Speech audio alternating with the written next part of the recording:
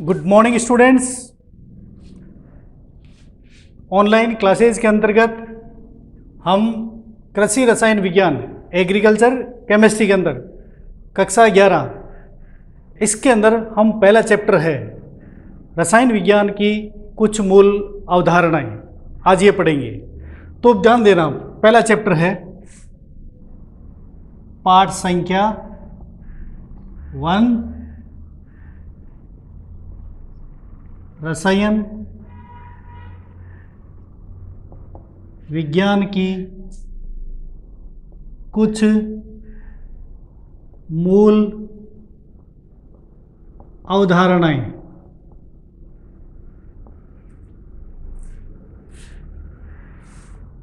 Some basic concept of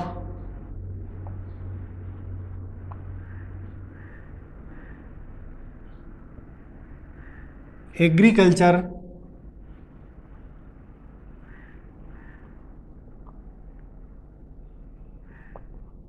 chemistry. ठीक है, तो स्टूडेंट्स अब ये एक चीज़ ध्यान देना आपको कि कक्षा 11 के अंदर अगर आपका एग्रीकल्चर केमिस्ट्री है तो उसमें जेट के एग्ज़ाम में सबसे ज़्यादा क्वेश्चन आने वाले वो होते हैं कक्षा 11 के। ठीक है, और 12 कक्षा में इस केमिस्ट्री से इतनी मूलभूत चीज़ें उसमें नहीं दी गई है। ठीक है ना, उसमें मृदा है, भूमि सुधार है, जल है और अनेक प्रकार के कृषि से संबंधित जो जैविक क्रियाएं उनके बारे में वर्णन रहेगा। और केमिस्ट्री की जो मूल चीज़ें हैं वो रहेगी कक्षा 11 के अंतर्गत। तो रसायन विज्ञान की कुछ मूल अवधारणाएं ये चैप्टर हैं, हमें कृषि रसायन विज्ञान और रसायन विज्ञान दोनों में एक समान है। तो अब हम चलते हैं कि पहले परिभाषा है कि रसायन विज्ञान है वो क्या है। देखो, आपने कक्षा 10 के अंदर केमिस्ट्री से संबंधित कई चीज़ें पढ़ी थी, उससे ही हम आगे देखेंगे कि उस केमिस्ट्री का जो विस्तार रूप है वो कैसे इसके अंतर्गत लिया गया है। तो पहले हम देखें रसायन विज्ञान। रसायन विज्ञान, अब हम देखते हैं कि हर विषय है, विज्ञान है, प्रकृति के क्रमबद्ध तरीके से जो हम अध्ययन करते हैं, प्रयोगों से उसको पुष्ट करते हैं, सिद्ध करते हैं, उस सुव्यवस्थित ज्ञान को ही विज्ञान कहते हैं। अब विज्ञान है तो विज्ञान बहुत बड़ा क्षेत्र है, उसके अंदर उनकी अनेक शाखाओं में बांट दिया गया है ताकि हमें उस विज्ञान के अध्ययन करने में सुविधा रहे। तो उसी विज्ञान की शाखा में एक शाखा है रसायन विज्ञान। ठीक है ना, तो रसायन विज्ञान क्या है? विज्ञान की वह शाखा जिसके अंतर्गत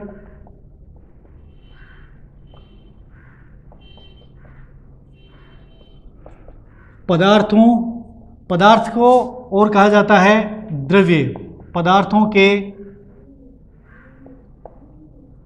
संगठन, गुणधर्म, संरचना एवं उपयोगों का अध्ययन किया जाता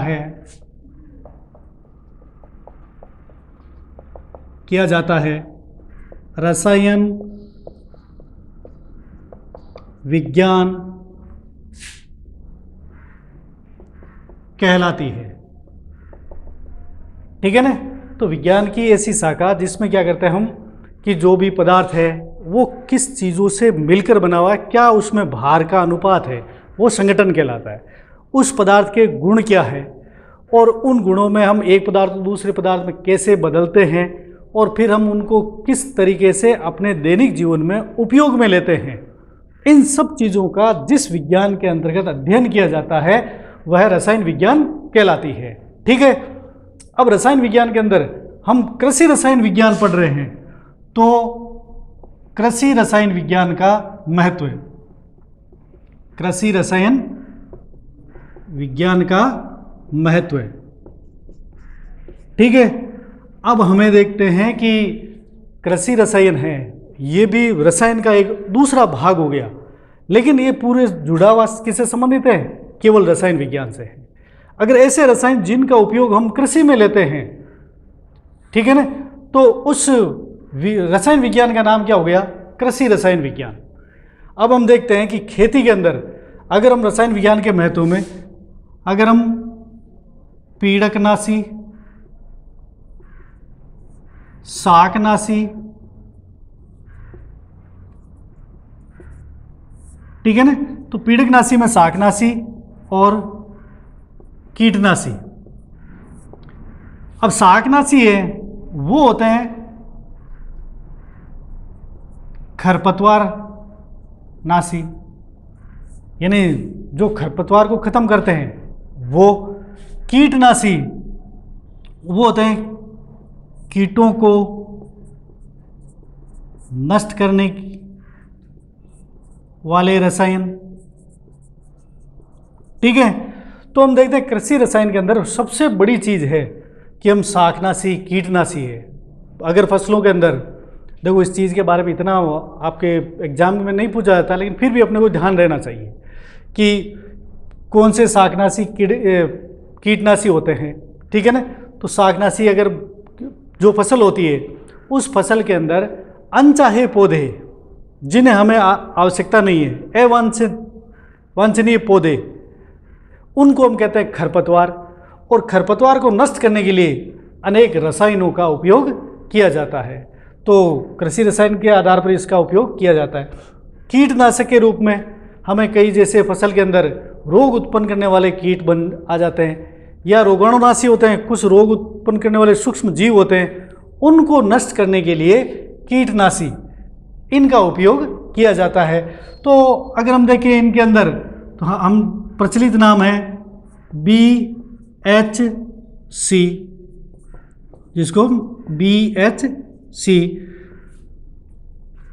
तो BHC पाउडर होता है वो कीटनाशी होता है, ठीक है। इसके अलावा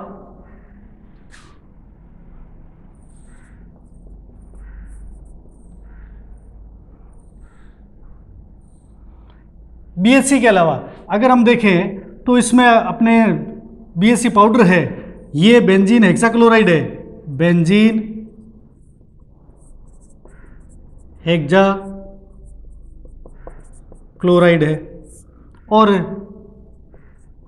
मिथाइल पैराथियोन है। ये सब क्या होते हैं? ये सब कीटनाशी होते हैं। तो इन पदार्थों का भी उपयोग हम कीटनाशी के रूप में करते हैं। इसके अलावा हम फसल उत्पादन करते हैं। अगर फसल उत्पादन के लिए फसल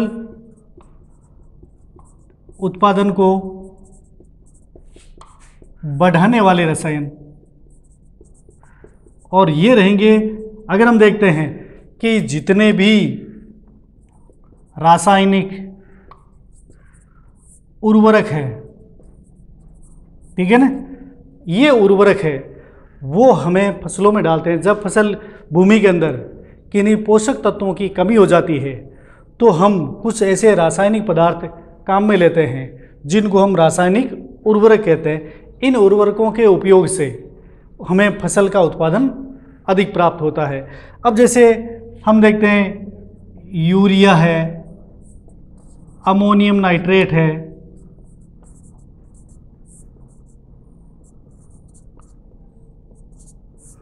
ठीक है, और कोई भी अगर धात्विक फॉस्फेट हो तो ये सब हमें उर्वरक के रूप में काम में लेते हैं। आपने प्रचलित नाम ये भी सुना होगा DAP, ठीक है ना। तो इन पदार्थों का उपयोग करने से फसल का उत्पादन बढ़ाने के लिए भी कृषि रसायन का उपयोग किया जाता है। इसके अलावा जैसे हम कई प्रकार के बीज का भंडारण करते हैं तो सेल्फोस की गोलियां डालते हैं। बीज का भंडारण है, बीज भंडारण में रसायनों का उपयोग, तो इसमें सेल्फोस है, इसकी गोलियां काम में ली जाती है। और बीजोपचार में BHC डाल दिया जाता है और मिथाइल पैराथियोन का भी उपयोग कर लेते हैं, जिससे क्या होता है कि बीज के ऊपर यदि कोई ऐसे जीवाणु या सूक्ष्म जीव चिपके हैं जो फसल के अंदर रोग उत्पन्न करते हैं, तो उससे पहले बीज का उपचार कर दिया जाता है ताकि उस अंकुरित बीज के अंदर किसी प्रकार का रोग उत्पन्न न हो। तो इस प्रकार से हम कृषि रसायन विज्ञान के अंदर हम देखते हैं कि शाकनाशी, कीटनाशी और इसके अलावा जितने भी रासायनिक उर्वरक हैं और बीज भंडारण के लिए और बीजोपचार के लिए इन रसायनों का ही उपयोग किया जाता है। इस प्रकार से हमें कृषि रसायन के अंदर इस रसायन विज्ञान का बहुत बड़ा योगदान रहता है। ठीक है ना। ऐसे देखा जाए तो हम दैनिक जीवन के लिए लेते हैं तो हम सुबह से लेकर शाम तक हमेशा रसायन विज्ञान के ही द्वारा बनाए गए पदार्थों का उपयोग करते हैं। हम अगर सुबह उठते ही ब्रश करते हैं, पेस्ट काम में लेते हैं, वो पेस्ट है वो भी एक रासायनिक पदार्थ है। ब्रश है बहुलक से बनी रहती है, वो भी रासायनिक पदार्थ है। ठीक है। हम खाने के लिए अगर कोई दवाइयाँ वगैरह कुछ भी लेते हैं वो रासायनिक पदार्थ है। तेल है वो एक रासायनिक खाद्य पदार्थ है। तो इस प्रकार से हम रसायन हैं उसके बिना जीवन लगभग असंभव जैसा है। और इसी प्रकार से इसी रसायन विज्ञान का उपयोग हम कृषि के क्षेत्र में करते हैं। ठीक है ना। कृषि के क्षेत्र में पीड़कनाशी के रूप में, उर्वरक के रूप में, फसल उत्पादन के लिए और बाद में बीज भंडार और बीजोपचार के लिए भी जो पदार्थ काम में लेते हैं वो रसायन विज्ञान की ही देन होते हैं।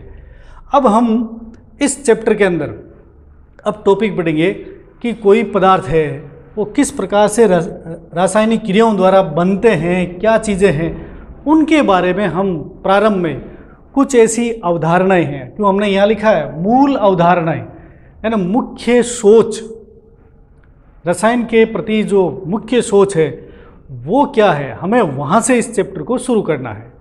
तो पहला टॉपिक रहेगा इसके अंदर कि रासायनिक संयोग के नियम। ठीक है। अब रासायनिक संयोग के 4 नियम हैं, अर्थात कोई पदार्थ है आपस में क्रिया करते हैं।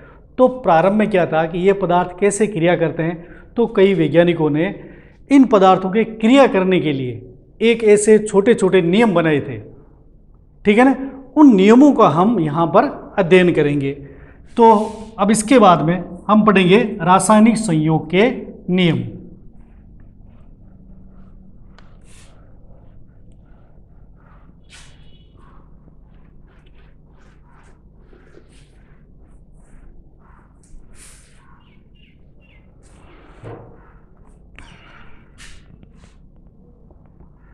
रासायनिक संयोग के नियम। ठीक है। तो ये रासायनिक संयोग के नियम है। जैसे हमने पहले 9th और 10th में पढ़े थे कि तत्व होते हैं, तत्व आपस में मिलकर के मान लो कोई यौगिक बनाते हैं। ठीक है ना। उन पदार्थों को किस प्रकार से उनकी संयोजकताएं हैं वो उनके संयोग करने में काम आती है, वो एक सूत्र के बारे में पढ़ा था हमने। अब हम पढ़ते हैं कि अगर वो यौगिक बनाते हैं तो किस तरह से उनका अंदर जो आपसी बनने का संगठन होता है वो किस सिद्धांतों पर आधारित है, कौन से नियम लागू होते हैं, क्या उनमें कोई एक विशेष तरह का कोई ऐसा क्रम होता है जिससे वो आपस में जुड़े रहते हैं। इन सब का अध्ययन हम रासायनिक संयोग के नियमों के अंतर्गत करेंगे। तो रासायनिक संयोग के यहाँ पर है 4 नियम हैं। ठीक है। और इसमें पहला नियम है वो है द्रव्यमान संरक्षण का नियम। ठीक है। द्रव्यमान संरक्षण का नियम। और इस नियम को हम संरक्षण है अर्थात होता है द्रव्यमान भार का नष्ट न होना, सीधा सा अर्थ है। तो इसको हम द्रव्य अविनाशिता का नियम भी कहते हैं। देखो द्रव्य यानी पदार्थ, अविनाश जिसका विनाश नहीं हो। ठीक है ना। उसका नियम, पदार्थ का विनाश नहीं होता है, अर्थात पदार्थ खत्म नहीं होता है, नष्ट नहीं होता है, ये है। और अथवा पदार्थ है उनका भार हमेशा बराबर रहता है, न तो कम होता है न अधिक होता है। तो द्रव्यमान संरक्षण का नियम है यह नियम लेवोसिये ने,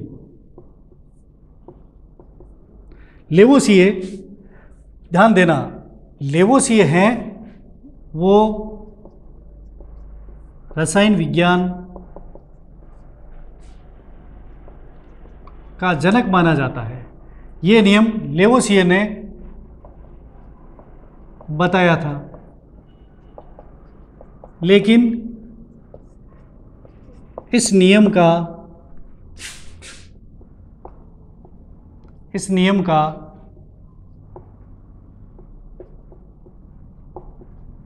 प्रतिपादन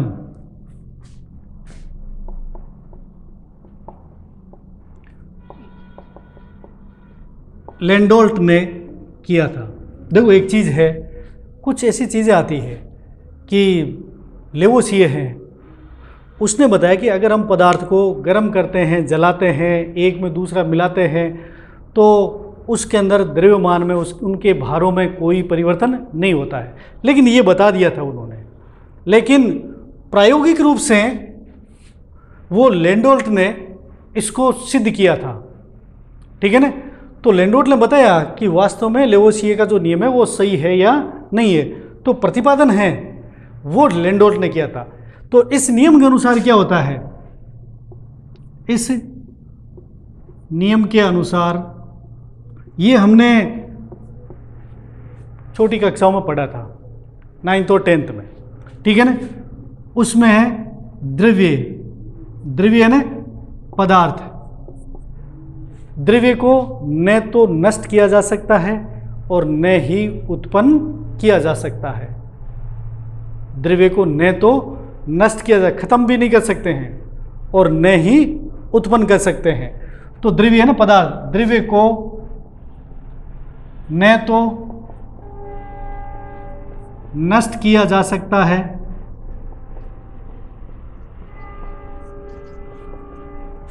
और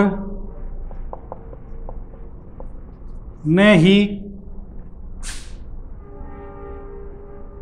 उत्पन्न किया जा सकता है।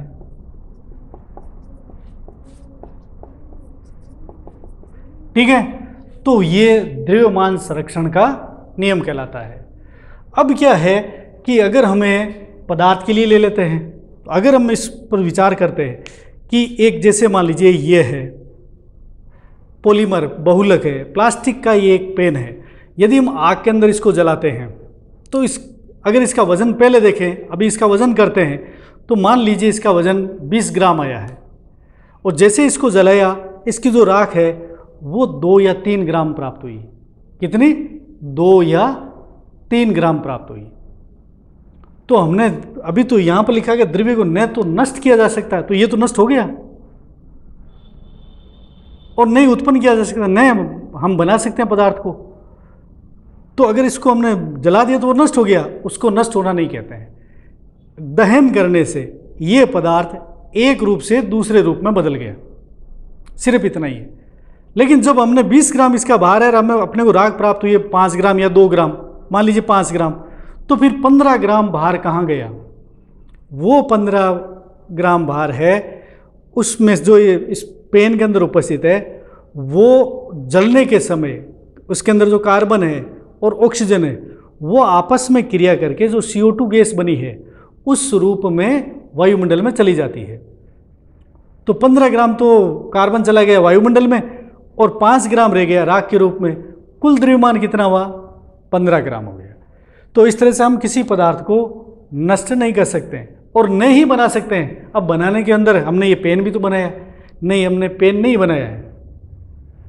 हमने क्या किया, कुछ पदार्थों को रासायनिक क्रिया के द्वारा दूसरे पदार्थों में बदल दिया है, दूसरे पदार्थों में बदल दिया है। ठीक है ना। तो ये तो केवल रासायनिक क्रियाओं द्वारा पदार्थों का अंतर परिवर्तन हुआ, एक से दूसरे में बदल दिया, हमने बनाया नहीं कहीं से। तो उसको बनाना नहीं कहते हैं, हम उसका रूपांतरण कर रहे हैं, एक पदार्थ को दूसरे पदार्थ में रूपांतरित कर रहे हैं, बदल रहे हैं, तो वो कहलाता है। तो ये नियम बताया था किसने? लेवोसिये ने। तो फिर लैंडोल्ट ने इसी चीज को दूसरे रूप में लिख दिया। अथवा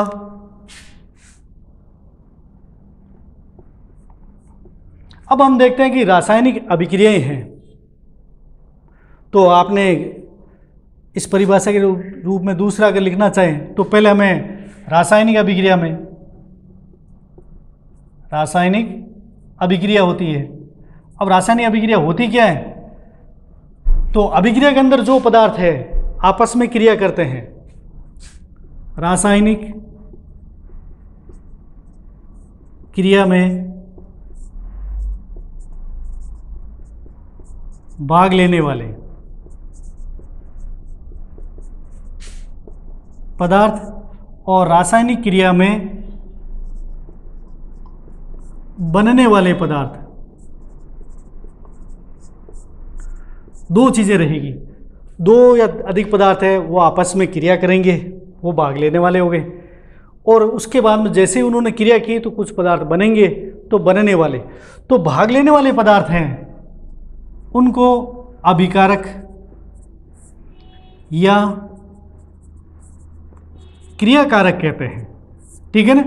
और अभिक्रिया में बनने वाले वो उत्पाद या क्रियाफल कहलाते हैं, ठीक है ना। तो अब अगर हमें इस नियम को रासायनिक अभिक्रिया के द्वारा बताना है, तो इस रासायनिक अभिक्रिया के द्वारा बताना है, तो अब ध्यान देना, ये चैप्टर इससे संबंधित नहीं, ये इसको समझाने के लिए जो लिखा जाएगा। तो इसमें क्या रहेगा कि किसी रासायनिक क्रिया में बनने वाले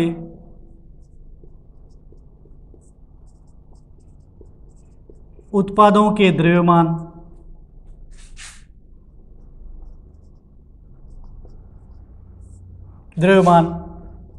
रासायनिक क्रिया में भाग लेने वाले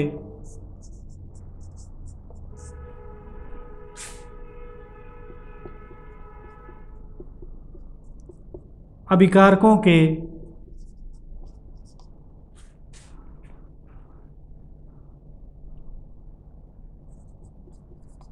द्रव्यमान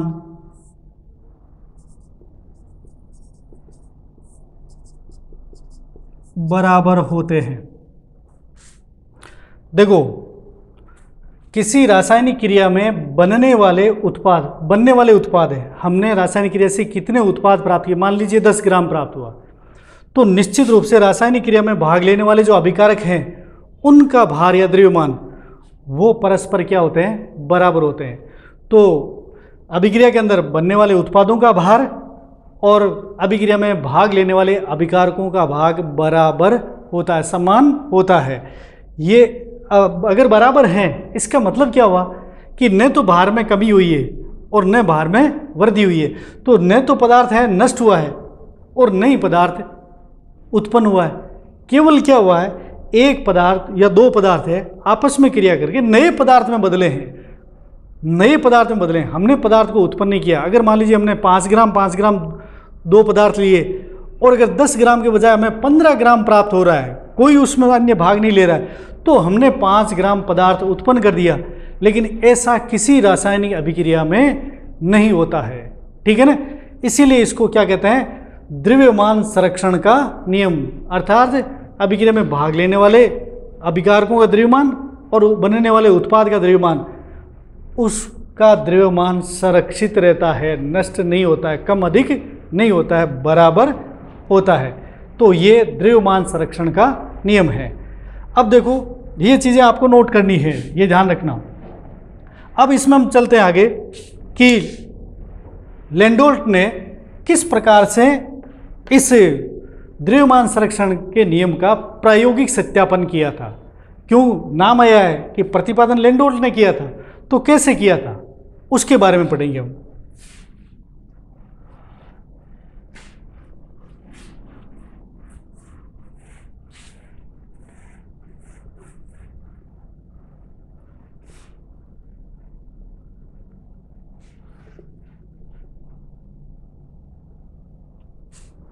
अब है लैंडोल्ट द्वारा द्रव्यमान संरक्षण के नियम का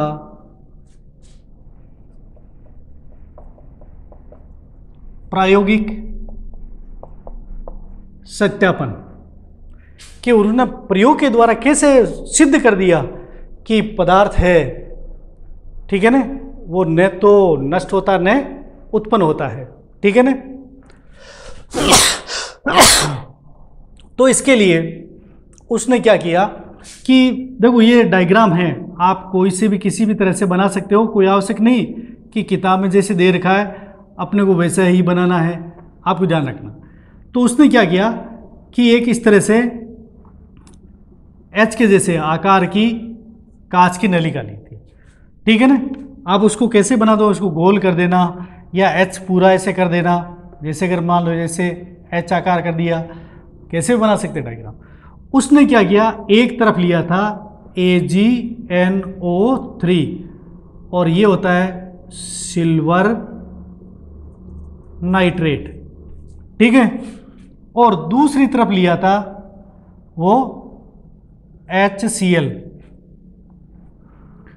या NaCl ले लेते हैं, NaCl ये होता है सोडियम क्लोराइड, ठीक है ना। अब द्रव्यमान संरक्षण के नियम के लिए लैंडोल्ट ने क्या किया, कांच की एक H आकार की नलिका के अंदर उसमें एक तरफ भर दिया AgNO3 और एक तरफ भर दिया NaCl और इस कांच की नलिका को बंद कर दिया। बंद करके उसको क्या किया कि पूरी नलिका को, दोनों पदार्थ अलग अलग डाले हुए हैं, इनको एक साथ में तोल लिया गया तुला से। मान लीजिए इसका वजन आ गया 250 ग्राम नलिका सहित, ठीक है, और पूरा बंद है, न तो पदार्थ अंदर जा सकता है न अंदर वाला पदार्थ बाहर जा सकता है। फिर क्या किया इसने कि इसको जैसे ये इस भाग में भरा हुआ है NaCl, इस भाग में भरा हुआ है AgNO3 और उनको आपस में अच्छी तरह से मिला दिया। ऐसे मिलाने के बाद में क्या हुआ कि सफ़ेद रंग का कुछ पदार्थ बना था जो नलिका के यहाँ पर नीचे वाले भाग में जम गया था, ठीक है ना। तो वो जमने के बाद में देखा कि रासायनिक अभिक्रिया हो गई, नए पदार्थ बन गए। सिल्वर नाइट्रेट भी क्या होता है, रंगहीन होता है, और सोडियम क्लोराइड भी क्या होता है, रंगहीन होता है, ठीक है ना। इन दोनों को जब आपस में रंगीन पदार्थ आपस में मिला दिया, इस ट्यूब के अंदर से हिलाया तो आपस में मिल गए और क्रिया करने से श्वेत अवक्षेप बना। क्या बना, श्वेत सफ़ेद रंग का अवक्षेप। अब अवक्षेप शब्द क्या होता है, जब हम कुछ पदार्थों को आपस में मिलाते हैं, जैसे मान लीजिए ये सिल्वर नाइट्रेट है, ये सोडियम क्लोराइड है, दोनों अगर जलीय विलयन हो, जल में घुले हुए हों, तो बिल्कुल पता ही नहीं चलता है कि ये पानी है या कोई दूसरा पदार्थ है, एक जैसे ही दिखाई देते हैं, रंगहीन रहते हैं। और जैसे आपस में उनको मिला दिया तो क्या होता है, रासायनिक क्रिया होती है, और रासायनिक क्रिया से क्या होता है, जो नया पदार्थ बनता है और वो पदार्थ यदि परख नली में या पात्र में नीचे जम जाता है, नीचे जम जाता है, ठीक है ना, या गुच्छे बन जाता है, तो उस क्रिया को कहते हैं अवक्षेपण। उस क्रिया को अवक्षेपण कहते हैं। और जो पदार्थ हैं अवक्षेपण, जो पदार्थ गुच्छे के रूप में हो रहा है, वो कहलाता है अवक्षेप। जैसे एक छोटा उदाहरण जो हम आमतौर पर देखते हैं कि दूध के अंदर यदि हम नींबू डाल दें, कोई खट्टी चीज़ डाल दें, तो हम कहते हैं दूध फट गया। तो दूध वास्तव में फटने में इसका मतलब उस अम्ल के द्वारा दूध के साथ में अभिक्रिया हुई है, और उस अभिक्रिया से क्या हुआ कि दूध के से नया पदार्थ बना है, और वो पदार्थ क्या हो गया, नीचे जम गया सफ़ेद रंग के रूप में, और बीच में पानी आ गया, ऊपर पानी रहता है। तो जो नीचे पदार्थ जमा है वो अवक्षेप है, और नीचे जमने की जो प्रक्रिया है वो अवक्षेपण होती है। तो यदि हम AgNO3 और NaCl इसको है, जैसे ही वो अवक्षेप बना, ठीक है, उसके बाद में हमने इसको क्या किया, वापस तोला उसी में, तभी भार कितना प्राप्त हुआ, 250 ग्राम प्राप्त हुआ। इसका मतलब क्या हुआ, अभिक्रिया से पहले भी भार है वो 250 ग्राम था, और नया पदार्थ बन गया अवक्षेप के रूप में, उसका भार भी 250 ग्राम आया पूरा का पूरा। इसका अर्थ हुआ कि द्रव्य को न तो हम नष्ट किया जा सकता न उत्पन्न किया जा सकता, हमने केवल द्रव्य को या पदार्थ को एक रूप से दूसरे रूप में परिवर्तित किया। तो ये रासायनिक क्रिया कैसे होती है? AgNO3 plus NaCl, AgCl plus NaNO3। तो मैंने कहा ना अवक्षेप नीचे जम गया, जो पदार्थ नीचे जमता है ना तो तीर का निशान ऐसे लगा देता है। इसका मतलब क्या है कि ये पदार्थ है ना बनते ही नीचे आ गया पात्र के अंदर। तो ये हो गया सिल्वर क्लोराइड, ठीक है। और सिल्वर क्लोराइड है, इसका होता है श्वेत अवक्षेप, ठीक है ना। तो उसने देखा कि AgNO3 और NaCl और AgCl और NaNO3 इन दोनों का भार है। ये तो हो गया, दोनों क्या है? अभिकारक, अभिकारकों का द्रव्यमान बराबर उत्पादों का द्रव्यमान, ये दोनों क्या हुए? बराबर है। इसका मतलब है हमने पदार्थ को एक रूप से दूसरे रूप में बदला है, बाकी पदार्थ है उसके भार में कोई परिवर्तन नहीं हुआ है। अर्थात नए रूप में कोई पदार्थ बनने की क्रिया है वो तो हुआ नहीं। भार में वृद्धि होती तो हम देखते हैं 2 ग्राम एक्स्ट्रा हो गया, ऐसा नहीं होता है। इसीलिए इसको कहते हैं भार निश्चित रहता है, संरक्षित रहता है, बचा हुआ रहता है, तो इसे द्रव्यमान संरक्षण का नियम कहते हैं, ठीक है ना। तो इस तरह से हमें द्रव्यमान संरक्षण का नियम पढ़ लिया। इसमें यही मुख्य याद रखना है, द्रव्य को न तो नष्ट किया जा सकता है न ही उत्पन्न किया जा सकता है। और अभिक्रिया के अनुसार दें तो किसी रासायनिक अभिक्रिया में बनने वाले उत्पादों का द्रव्यमान अभिक्रिया में भाग लेने वाले अभिकारकों के द्रव्यमान के बराबर या समान होता है। यह है द्रव्यमान संरक्षण का नियम है, ठीक है ना। अब हम दूसरा नियम पढ़ेंगे, ठीक है ना। और वो नियम है हम अगले वीडियो में पढ़ेंगे, ठीक है ना। और वो नियम रहेगा स्थिर अनुपात का नियम। इसके लिए आप इस नियम को ठीक तरह से समझिए और फिर अगले वीडियो के अंदर हम स्थिर अनुपात का नियम है उसके बारे में अध्ययन करेंगे। तब तक के लिए धन्यवाद।